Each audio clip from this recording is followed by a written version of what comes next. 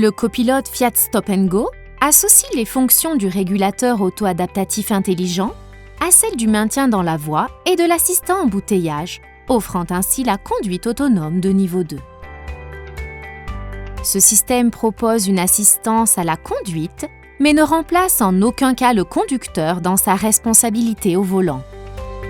Il doit toujours être vigilant et bien maîtriser son véhicule à tout moment. Le dispositif fonctionne grâce à une caméra située sur le haut du pare-brise et à un capteur radar positionné derrière le pare-choc avant, détectant en temps réel les véhicules qui précèdent ainsi que les lignes de démarcation de la voie. Avant d'activer le copilote Fiat Stop & Go, il faut avoir activé le régulateur de vitesse auto-adaptatif en appuyant sur le bouton A du volant. Le conducteur peut ainsi définir la vitesse souhaitée via les boutons 7+, et 7-. À l'aide du bouton B, le conducteur peut également fixer la distance que le véhicule doit respecter par rapport à la voiture le précédant. Appuyez sur le bouton supérieur, indiqué par C, pour activer les fonctions du maintien dans la voie et de l'assistant embouteillage du copilote Fiat Stop & Go. De cette façon, le copilote Fiat Stop & Go gère l'accélérateur et le frein et maintient le véhicule au centre de la voie de circulation. À faible vitesse, la fonction assistant embouteillage permet d'adapter la trajectoire en fonction du flux des véhicules qui précèdent si les lignes de la voie ne sont pas matérialisées. Cette fonction permet également d'adapter la vitesse par rapport aux véhicules qui précèdent et de gérer le redémarrage.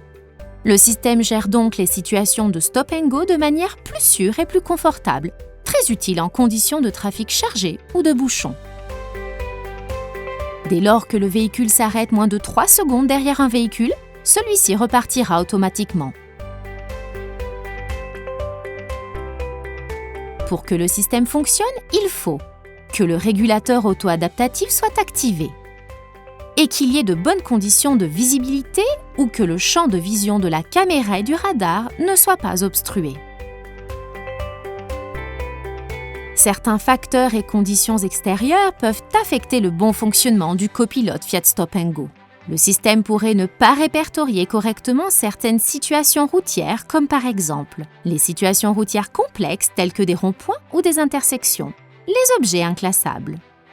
Il pourrait également s'interrompre dans des circonstances particulières telles que des virages très serrés ou des conditions d'éblouissement de faible visibilité.